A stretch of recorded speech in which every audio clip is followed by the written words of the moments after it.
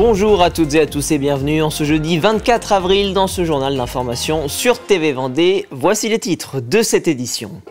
La saison touristique est officiellement lancée dans le Sud Vendée. La quarantaine de communes de Sud Vendée Littoral, par l'intermédiaire de son agence d'attractivité Vendée du Sud, a présenté cette semaine les grandes lignes de la saison touristique 2025 dans le sud du département. Nous nous intéresserons également à une pratique sportive qui fait de plus en plus d'adeptes et la Vendée n'y échappe pas, vous allez le voir. Il s'agit du trail, une pratique qui séduit tellement que des listes d'attente sont mises en place sur certaines courses qui affichent complet de plus en plus rapidement. Enfin, l'équipe de France de rugby est de passage en Vendée cette semaine. Il s'agit de la sélection des jeunes moins de 20 ans qui aspirent à devenir de futurs joueurs professionnels. Ils étaient hier au stade Henri Desgranges de La Roche-sur-Yon pour y affronter l'Irlande lors d'un match amical.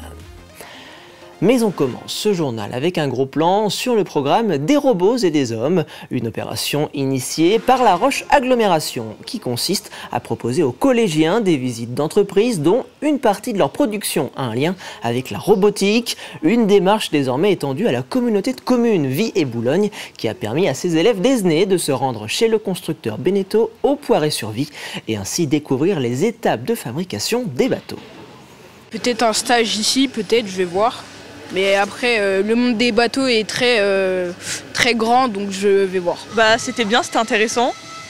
J'ai pu voir des bateaux, comment ça fonctionnait, comment ça se fabriquait. Donc c'était intéressant. C'est bien l'objectif, à travers des actions très concrètes, de faire une première immersion dans l'entreprise, d'avoir de témoignages des salariés, donc de collaborateurs, qui eux-mêmes font découvrir leur métier à ces jeunes et, je le redis, de susciter, pourquoi pas, des vocations. On est une entreprise industrielle, mais qui malgré tout reste super artisanale. Et c'est ce qui fait aussi notre force et c'est ce qui la rend passionnante. On a des robots, on a un robot du moins sur le site du Poiré. Il y en a d'autres dans le groupe, mais plus sur des métiers qu'on va dire plutôt amont, qui sont nos fournisseurs internes. Ici sur le site, on a une commande numérique qui est assez imposante. Vous voyez, c'est les bateaux qui sont derrière moi. Et le bateau quasiment complet passe dans cette commande numérique. Donc voilà, aujourd'hui c'est des hommes et un robot sur le site du Poiré. Prenons désormais la route du sud du département où vient d'être officialisé cette semaine le lancement de la saison touristique 2025. L'agence d'attractivité nommée Vendée du Sud, à l'initiative de cette opération, a ainsi présenté au public les temps forts de la prochaine saison, tout en dévoilant également les nouveaux outils de communication qui auront pour mission d'attirer le public dans la quarantaine de communes du territoire. Un reportage signé Cyril Guillet. C'est au cœur du château de la Chevalerie que les professionnels du tourisme et les collectivités ont officialisé le lancement de la saison touristique 2025. Une saison toute particulière, orchestrée par l'agence d'attractivité Vendée du Sud. Le tourisme, ça fait partie d'un ensemble économique, environnemental, sociétal de notre communauté de communes.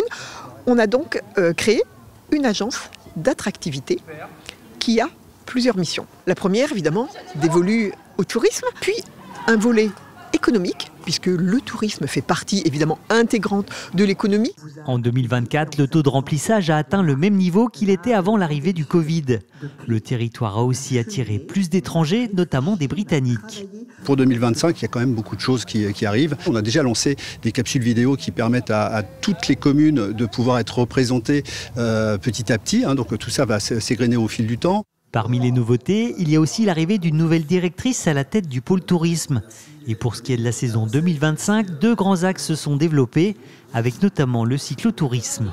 Et puis on a le camping-cariste, il y a 500 000 immatriculations en Europe, donc on les accueille évidemment, ils ont un panier moyen qui est intéressant. D'ailleurs, ce qui est intéressant de savoir, c'est que le panier moyen du cyclotouriste c'est 85 €, alors que le camping-cariste c'est 45 €. Les nouveaux outils de communication, guides, cartes et visuels ont été présentés au public, ainsi que la volonté de développer le tourisme d'affaires. On a lancé une étude pour créer un schéma touristique, c'est-à-dire permettre justement de toujours se renouveler, de savoir quelles sont les attentes réelles des consommateurs de notre territoire. Et donc ce schéma touristique nous permettra d'amplifier vraisemblablement toute notre capacité à accueillir le tourisme d'affaires. On lance déjà une première opération avec l'espace Vrigno. La plus grande communauté de communes de Vendée est aujourd'hui parée pour accueillir au mieux les visiteurs. Partons au Sables d'Olonne, dans les coulisses d'un spectacle musical 100% vendéen. Une fois par mois, plusieurs jeunes chanteurs, danseurs et comédiens se réunissent pour imaginer les chorégraphies et écrire le scénario de ce spectacle intitulé Mash-up, la chaussette du bonheur, un projet soutenu par l'association Les Loutres Productions qui a pour objectif de servir de tremplin pour les jeunes artistes vendéens. Donc en fait on est 5 amis vendéens et on avait envie de monter un spectacle professionnel ici en Vendée et on est parti du concept du mash-up musical, donc ça veut dire mélange en anglais, et le mash-up musical ça consiste à mélanger des chansons et créer de nouvelles compositions avec ces chansons, et on est parti de ce point de départ pour créer un spectacle un peu absurde, décalé, qui mêle la danse, le chant, la comédie, et ce spectacle ça fait 1 an qu'on travaille dessus et la première est dans 1 an, le 2, 3, 4 avril 2026, ici au Sables d'Olonne. Vous faites peut-être partie de celles et ceux qui enfilent leur basket le week-end ou le soir après le boulot, seul, en club ou entre amis. Et il vous arrive de temps en temps de vous challenger en participant à une compétition. Oui, mais voilà, vous l'avez peut-être constaté, les dossards s'envolent de plus en plus rapidement et il devient compliqué de s'inscrire, surtout lorsque l'on s'y prend à la dernière minute. Un phénomène qu'ont particulièrement constaté les pratiquants du trail en Vendée. Cette pratique de la course à pied en grande partie en milieu naturel et sur toutes les distances fait de plus en plus d'adeptes, comme l'a constaté Louise Viadger. Une paire de baskets et une bouteille d'eau suffisent pour se vider la tête en pleine nature. Près de la moitié des coureurs de cet entraînement préparent un trail en Aveyron. Et là, pour la séance de ce soir, comme la course est dimanche, c'est une petite séance coulis. On fait un petit échauffement d'une 20-25 minutes et après un petit rappel d'allure et ça sera tout pour ce soir. Pour ce trail comme pour d'autres courses, c'est première arrivée, premier servi. Sur les courses, ça devient une vraie difficulté parce qu'effectivement, il faut être super réactif, il faut s'inscrire très vite, sinon il n'y a pas de dossard pour tout le monde. Il y a même des courses sur lesquelles il y a un tirage au sort pour pouvoir être pris sur les courses. Et en général, il faut s'inscrire très très vite. Le Jogging Club du Poiré-sur-Vie a gagné une trentaine d'adhérents en 4 ans. Une belle croissance aussi portée par les amoureux du trail. Il y a davantage de courses trail qui sont proposées maintenant dans la plupart des communes, dans beaucoup de communes. C'est vrai que les courses routes ont plutôt tendance à diminuer. Il y a toujours un peu des échéances régulières pour préparer le marathon de La Rochelle, le marathon de Paris, qui sont des grosses échéances avec des courses intermédiaires pour pouvoir se préparer sur route. Mais il y en a de moins en moins. C'était le jour J pour les 1400 coureurs du trail du Champ du Loup à Chantonnay. Les places disponibles étaient épuisées en seulement 3 mois. Alors pour Johan, le succès des trails est indéniable, surtout depuis l'après-Covid. En Vendée, je crois qu'on doit être à 80 et quelques courses cette année en 2025. Quand on fait le compte, on est dans le trio, voire le top 5 des départements où il y a le plus de courses. Alors voilà, parfois c'est problématique parce que chacun essaye de proposer sa nouvelle organisation. En général, je pense que ça se passe plutôt bien en Vendée. On essaye de discuter du calendrier avec toute la commission au niveau du département. Mais voilà, il y a quelques week-ends où on peut retrouver parfois 3 épreuves, pas très loin l'une de l'autre, donc il faut faire son choix. Jusqu'à la mi-mai, la plupart des courses hors stade affichent déjà complet en Vendée. Et la prochaine course au calendrier, c'est le semi-marathon de la Tranche-sur-Mer, départ ce dimanche à 9h30. Du rugby désormais avec l'équipe de France U20 qui a élu domicile à La Roche-sur-Yon le temps d'une semaine, un passage en Vendée ponctué d'une double confrontation face à l'équipe d'Irlande. La première manche a été remportée par les Bleus ce mercredi, une victoire 42-26 sur la pelouse du stade Henri-Desgranges à La Roche-sur-Yon devant près de 2300 spectateurs. Mathis Pires était sur place pour vous faire vivre ce moment de ferveur. Merci. Quelques minutes avant le coup d'envoi, le stade fait le plein de supporters. C'est parfait. Bon match, monsieur. C'est pas tous les jours qu'il y a ce genre d'événement, donc on est ravis d'accueillir. À l'affiche, l'équipe de France U20 de rugby face à l'Irlande au stade Henri-Desgranges, choisie pour accueillir l'équipe de France pendant une semaine. Merci.